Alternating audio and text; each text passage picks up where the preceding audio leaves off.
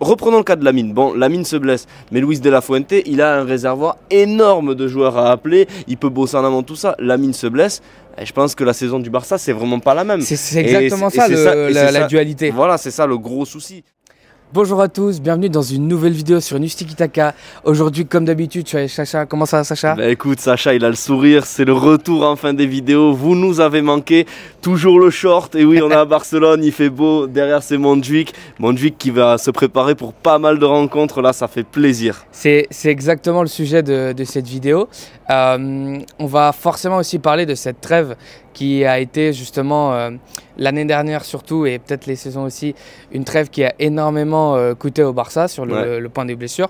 Moi, pour commencer justement sur cette vidéo, Sacha, je voulais savoir, est-ce que justement cette trêve, parce qu'il y a un gros débat en Espagne et il est réel par rapport à ce qui s'est passé avec Lamine Yamal, est-ce que justement cette trêve, elle est aussi, elle est plus faite pour que justement les joueurs y aille, parce qu'il y a aussi le cas Mbappé, hein, pas oublier. Il y a tout ce débat-là. Est-ce que justement les trêves peuvent être justifiées? En fait, ce que les gens disent, c'est qu'il y a trop de trêves, espaçons-les, là, il y en a trop. Ouais, non, c'est sûr que le calendrier, il est surchargé parce que c'est fou, on tourne une vidéo pour parler de la fin d'une trêve, il faut se dire qu'il y en a une déjà dans 3 semaines. Mais oui, c'est ça. Ça, c'est complètement dingue. Normalement, si ma mémoire est bonne, il y en a encore une en décembre. Après, on est tranquille jusqu'en mars. Oui. Mais c'est vrai que tu as l'impression, les joueurs, en fait, ils sont sur les rotules. Ils ont fait une compétition internationale qui a été l'Euro. Ils ont eu 2 semaines de vacances. Ensuite, reprise de la Liga, reprise de la Ligue des Champions, première trêve. Pam, pam, pam, pam. Ils n'ont jamais une semaine tranquille. Après, voilà, il faut aussi que les sélections nationales jouent. Maintenant, est-ce qu'il faudrait mieux pas repenser complètement le calendrier ou essayer un maximum d'avoir des négociations entre les clubs et les sélections pour reposer certains joueurs? Moi, je pense qu'il y a peut-être une marge à faire, mais encore une fois, la sélection, ils ont aussi des attentes. Et mine de rien, tu es très content à chaque fois quand tu as un joueur, par exemple Lamine, on va y venir, mais Lamine qui gagne l'Euro à 17 ans, c'est fantastique. Peut-être que si l'Espagne n'avait pas autant de matchs pour se préparer, l'Espagne n'aurait pas gagné et Lamine n'aurait pas gagné ce tournoi. C'est un gros débat. Parce que... De toute façon, je pense que quoi qu'il arrive, la situation, elle est ce qu'elle est. Comment tu veux la changer? C'est pas possible. Il faudrait, en fait, la seule manière pour moi de changer les choses, ce serait que les joueurs acceptent de toucher moins d'argent. Évidemment, ça ne se fera pas. C'était les mots de Karl-Heinz Rummenigge. Donc, qu'est-ce que tu veux que je te dise? En fait, c'est surtout que il y a des gens qui remettent toute la faute sur la sélection. Il y en a d'autres qui disent mais non. Jouer en sélection, ça devait être un honneur. Les joueurs espagnols comme français, comme leur nationalité, devraient avoir envie d'aller en sélection et pas aller en sélection en se disant bon, faut reposer ce tel joueur. Enfin, ça met aussi dans un compromis le sélectionneur. Tout à fait. Et justement, Hansi Flick, on lui avait posé la question et il disait moi j'ai été sélectionneur et je comprends justement l'enjeu qu'il y a derrière ça. Évidemment. Le souci, c'est, je pense qu'il faut faire la part des choses. C'est-à-dire, il y a trop de matchs en club, ça c'est une réalité. Maintenant, le souci, c'est que les joueurs appartiennent au club, Sacha. Non, mais tout à fait. Ce sont les clubs qui payent. Donc, au final, ils sont les premiers impactés parce que c'est pas la faible compensation de la FIFA quand il y a une blessure grave qui rattrape l'affaire. Quoi qu'il arrive, la sélection, elle a pas de joueurs sous contrat. Ok, reprenons le cas de Lamine. Bon, Lamine se blesse, mais Luis de la Fuente, il a un réservoir énorme de joueurs à appeler. Il peut bosser en amont tout ça. Lamine se blesse. Et je pense que la saison du Barça, c'est vraiment pas la même. C'est exactement la dualité. Voilà, c'est ça le gros souci.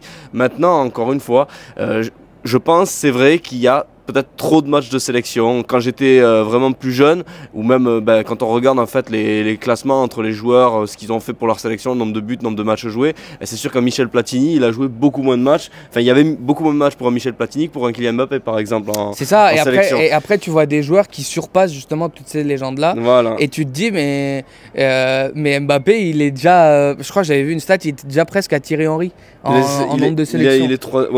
Je crois, s'il n'est pas passé, il est au coude à coude. Ouais. Parce qu'au final, tu as tellement de trêves, tu as tellement de trucs, qu'au final, les matchs de sélection, moi j'ai envie de dire, et je pense que tu es d'accord avec moi, ça commence à nous ennuyer. Enfin, il y a une perte d'intérêt qui est réelle. Déjà, j'ai jamais été un grand fan du football de sélection, hors match à élimination directe de tournois importants. Même les matchs de poule des tournois importants, franchement, c'est pas ma tasse de thé. Il y a bien sûr le mondial, parce que le mondial c'est mondial, mais sinon, non. Je dois quand même dire que la Ligue des Nations, au moins on a des affiches de qualité sur le papier. Oui. Mais avant on avait beaucoup de matchs amicaux comme ça qui n'avaient ni queue ni tête. Moi je me rappelle de France par exemple, Bosnie-Herzégovine ou choses comme ça. Bon, les France-Albanie, il y en a eu un paquet. Il y en a eu un paquet, ouais. C'était des matchs qui, bon voilà, on voyait pas trop l'intérêt derrière. Maintenant, écoute, on sort de cette trêve sans problème. Voilà, pour finir sur ça, c'est justement ça. C'est que, en fait, moi, pour en finir, je pense que, comme tu disais, ce qui intéresse le plus les gens, c'est les tournois, que ce soit Euro et Mondial. Je pense qu'en dehors de ces calendriers-là, on pourrait alléger. On pourrait alléger, mais après, il faut les préparer aussi. Et mine de rien, bon. Tu parlais de préparation. Voilà. Il faut que le Barça soit prêt parce que là, les choses sérieuses commencent. Les choses sérieuses reprennent et commencent exactement. Pourquoi commencent? Parce qu'en fait, on se retrouve face à cette traditionnelle période de la saison où le Barça va enchaîner un match décisif en Ligue des Champions et un classico. Voilà, ça fait des années que c'est comme ça. Bon, ben, on y a à nouveau droit. Cette saison, c'est le match de Ligue des Champions qui est à domicile et le classico qui est à l'extérieur. Ben, ça rappelle un petit peu ce qui s'était passé, le 3-3 face à l'Inter et la défaite au Bernabeu. Cette défaite qui n'avait pas eu trop de conséquences dans le sens où on avait pris la Liga cette saison-là. Oui, c'est vrai. Mais voilà, on va enfin voir ce que cette équipe pour moi a dans le ventre. C'est le moment en fait pour moi où la saison elle se joue à 100%. C'est-à-dire qu'on a vu un super Barça, on a vu des joueurs qui se faisaient plaisir, qui régalaient. Maintenant, il y a 4 adversaires de qualité. Alors ok, c'est vrai le Sevilla pour commencer, c'est pas le Sevilla d'il y a 2-3 ans. Mais c'est une petite entrée. Mais ça reste une petite entrée en matière. Voilà, franchement c'est une affiche de gala. Il y a quand même des sacrés joueurs dans cette équipe. Elle est malade, ok, mais c'est l'occasion de bien commencer cette série de matchs qui va se terminer avec le derby. Et les derbys, c'est toujours des matchs très très chauds. En plus, il faut vraiment faire honneur à Montjuïc parce que Montjuïc, ils n'ont pas beaucoup vu la victoire dans un derby. Alors maintenant que c'est le Barça qui est local au Montjuïc, il faut quand même essayer de redorer le blason de ce stade pour l'équipe locale. Tu vois, on va bientôt le quitter, donc voilà. Ouais. Mais non, en tout cas pour moi, le match clé, vraiment le match clé, c'est le match du Bayern. Parce que c'est le match, pour moi, en fait, c'est le match où cette équipe-là, si elle a vraiment progressé, si elle a vraiment d'autres aspirations que l'année dernière, c'est le match où elle doit s'émanciper. Tu dois t'émanciper de ce que t'as fait le Bayern. Le Bayern, c'est le 8-2. Le Bayern, c'est des tolls chaque année. C'est vraiment, à chaque fois qu'on les tire, c'est en mode « Oh non, encore shit, here we go again ». Non, mais c'est ça. Je crois qu'on est sur 10... Enfin, en tout, le Barça a perdu 10 fois face au Bayern. C'est l'équipe en Ligue des Champions qui a le plus battu le Barça. Et ça fait mal de le dire parce que bon, il y a eu aussi le 4-0 à l'époque de Pep en 2009 en quart de finale. Il y a eu, bien évidemment, le doublé de Messi et avec le but de Neymar, le 3-0. D'accord. Mais sinon, on est leur petit. Et l'histoire récente, oui.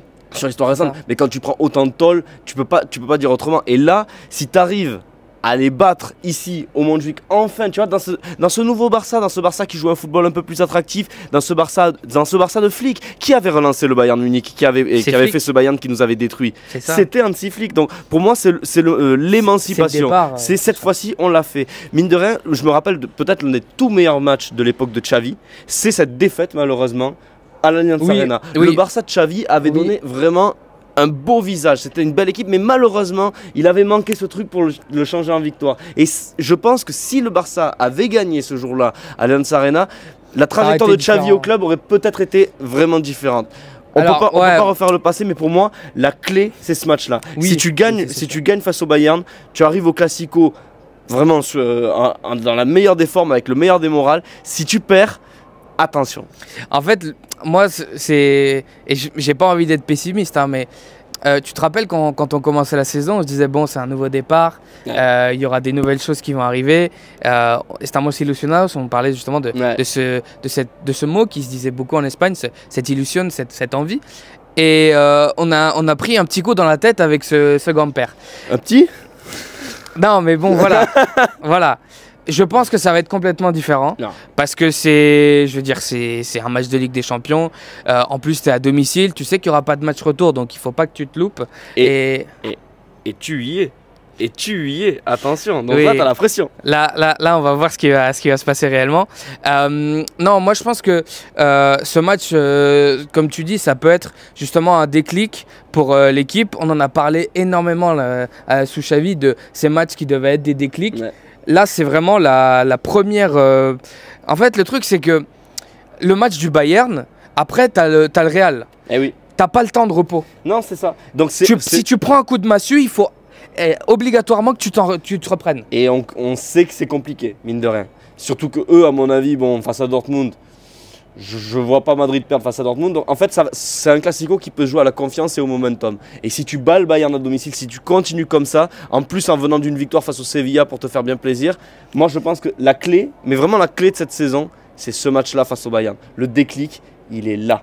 On verra forcément clé. Aussi après avec les matchs à élimination directe. Non, bien sûr. Mais voilà. Vraiment, les succès de la fin de saison, ils se construisent évidemment au début. Et ça, c'est vraiment le test. Ça y est, ça revient chaque année un peu comme une punition entre guillemets. Ben, il faut changer la punition en plaisir. Il n'y a pas de pression avec du plaisir. Et le Bayern, il faut y aller et il faut leur montrer que ça y est, Lewandowski, il ne s'est pas trompé. Même pour Lewandowski, c'est un match hyper important. Il était passé complètement au travers lors des deux matchs. Il avait sacrément vendangé d'ailleurs. Et au final, ça s'était un peu moqué de lui en mode ouais mec, t'es allé au Barça, mais regarde, tu t'es quand même pris des roustes, tu vas encore en Ligue Europa avec eux, voilà, tu t'es trompé. Non, il faut que Lewandowski en ait 3 au Barça et peut-être sa dernière année ou son avant-dernière année, et ben ça y est, qui marque face au Bayern, qui marque les esprits dans un gros match de Ligue des Champions. Je sais qu'en plus ça, c'est ce que tu lui demandes. C'est ça qu'on demande à Lewandowski, c'est qu'il soit performant dans ces matchs-là.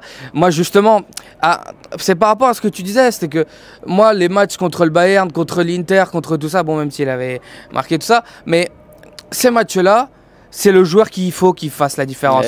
Et en plus parce que tu parles de joueurs, forcément il y a Lamine, le cas de Lamine. Moi c'est quelque chose que, avec l'Euro, j'ai vu que Lamine montait en puissance, c'est-à-dire que quand l'équipe est en danger et quand l'équipe n'a pas de solution, on l'a vu contre la France, Lamine arrive à mettre justement ce déguisement de protagoniste, voilà, et il arrive à justement lidérer cette équipe, et je pense que dans cette campagne de Ligue des Champions, il va être aussi l'une des clés. Et il a 17 ans, les adducteurs qui sifflent, mais à mon avis ça va, il va bien. Je pense que quand on voit les vidéos d'entraînement, il sera peut-être sur le banc face au Sevilla. Moi je mettrais même une pièce sur le fait qu'il commence directement face au Sevilla. Bon, on va voir. Je pense qu'il avait juste une alerte, une surcharge, c'est rien de grave. Et puis bon, ça y est, on y est. Voilà la dernière ligne droite de cette vidéo, je crois. Mais on a enfin des retours. On a les retours de Fermin. Ça, je sais que ça veut dire beaucoup pour toi. Le retour d'Olmo. On verra s'il continue d'être hard, voilà, ou s'il redevient soft. On verra justement aussi comment la gestion. Et on a surtout le retour de celui qu'on attend tous, le retour de Gavi, enfin 1 an après. Et on voit, il arrache tout à l'entraînement, ça fait tellement plaisir. Et on le voit, et les gens justement réagissent par rapport à ça. Quand tu vois des vidéos, je mets aussi en dessous dans le même panier, quand tu vois des vidéos justement de tous ces joueurs-là qui reviennent, tu me parlais aussi en off de Frenkie de Jong qui disait je vous ai manqué et tout ça. Donc tous ces joueurs-là, ils vont être importants. Et la question qui se pose aussi, Sacha, et je vais te la poser, c'est est-ce qu'ils vont être prêts pour justement, ce que tu disais, ces moments clés, ces matchs clés? Moi, je pense que Dani Olmo, il sera prêt. Très clairement, je pense qu'ils sont allés très doucement avec lui. Il a eu la trêve pour se remettre bien. Moi, je pense que vraiment, il va reprendre des sensations contre le Sevilla, et je m'attends à un Dani Olmo, comme on l'a vu en début de saison face au Bayern et face à Madrid. C'est sur ces matchs-là aussi qu'il faut qu'il montre qu'il n'est pas soft, justement. Continue de me la faire fermer, Dani. Donc voilà, ça, c'est tes matchs aussi. Bon, Fermin, moi, j'ai aucun doute, il est à 100%. Parce qu'on le voit, c'est un petit taureau, ce gars-là. Donc lui... Pareil. Autant il est à 100%, autant je ne pense pas qu'il va avoir autant de protagonisme. Ah non, lui il va falloir qu'il se batte pour ses minutes. Mais je pense que quoi qu'il arrive dans le groupe et sur le banc, en toute logique, lors de cet enchaînement, peut-être titulaire face à l'Espagnol, on ne sait jamais. Oui. Mais bon, lui je pense que c'est pareil. Il est opérationnel pour Flick. Après Gavi... Bon tu reviens d'un an sans jouer. C'est sûr que quand on le voit courir compliqué. Un peu sur les vidéos, quand on connaît le personnage, on se dit non, il va très vite revenir. Et moi je pense qu'il va très vite revenir. Mais quoi qu'il arrive, bon, ça va y aller tout doucement. Peut-être un peu plus rapidement que pour Ansu Fati. Ansu, voilà, c'est pareil. Ansu, c'est ton moment, mon fils. Hein. Attention. Hein. Moi, justement, sur ce que tu disais, justement, tu as les 2 matchs Séville et Bayern. Moi, je pense que sur les joueurs que tu disais, Gavi, Ansu, Fermin, tout ça, on verra vraiment au Classico. Ouais, tout à fait. Le Classico, on verra s'ils sont prêts ou pas. S'ils sont prêts, Hansi-Flick, je pense qu'il ne doutera pas à les mettre. Et on verra. Justement, sur cette succession des matchs, je ne sais pas en fait quel turnover va faire Flick. Est-ce qu'il va justement parier pour, comme on dit, justement être un peu plus safe et dire non, je vais attendre le Classico, voir comment ça se passe, si les joueurs sont en jambes. Peut-être que justement tous ces joueurs-là auront des minutes face à Séville, auront des minutes peut-être face au Bayern. Si de toute façon, tous ces joueurs qui sont sur le retour, c'est sûr que Séville, c'est le match parfait pour ça. Par exemple, un joueur, ça me surprendrait vraiment qu'il soit titulaire face au Sevilla, et vous savez à quel point je l'adore, mais c'est Rafinha. Rafinha, il revient de 2 matchs avec le Brésil, il a joué en Amérique du Sud. Mais il est important, Rafinha. Oui, non, mais il sera fondamental face au Bayern et face au Real Madrid. Mais là, face au Sevilla, quand on voit un peu les options devant, bon, je pense que Rafinha, pour moi, il commence sur le banc quand même, parce que voilà, il faut y aller mollo, tu reviens tranquille, une petite semaine. Il est revenu, je crois, jeudi à Barcelone, et bon, on sait toujours ce que c'est de traverser l'océan pour aller jouer 2 matchs là-bas. Bon, c'est un peu plus compliqué. Donc moi, je vois un Rafinha peut-être remplaçant face au Sevilla, mais en tout cas, le match du Sevilla, c'est vraiment le match clé aussi pour des joueurs qui vont devoir se battre pour des minutes maintenant qu'il y a des retours. J'ai vraiment envie de voir un gros Frenkie de Jong ce match-là aussi. Moi j'ai envie et j'espère justement qu'on verra un grand Frenkie de Jong. On va voir justement, là on peut faire que des suppositions. Que des suppositions, mais ça fait plaisir, tu trouves pas là? Elle a été longue cette trêve. Et là on a 4 matchs de gala qui arrivent, on a tellement... Et c'est surtout ce que tu disais, c'est qu'on n'a pas eu tellement de matchs à domicile. Non, on en a eu 4 je crois de mémoire. Et là on va en avoir 3 d'un coup. Et là c'est incroyable parce qu'en plus, comme vous savez sur la chaîne, vous aurez du contenu. Ah oui. Et on va profiter énormément de justement cette trêve qui se termine, trêve finie, trêve de bêtises j'ai envie de dire. Trêve de plaisanterie. Trêve de plaisanterie. Justement, je pense qu'on a fait le tour avec Sacha. Hein. Ouais, on a dit tout ce qu'il fallait dire. Nous on se retrouve justement dans une prochaine vidéo. Merci à toi Sacha. Merci à toi Pierrot, je pense qu'on se retrouve juste là-bas, au Montjuic, voilà, pour le débrief après le Sevilla. À mon avis, il y aura du très beau monde pour nous accompagner aussi, donc soyez attentifs. Franchement, voilà. Le Barça revient, Visca le Barça, et Visca Tiki Taka. Visca.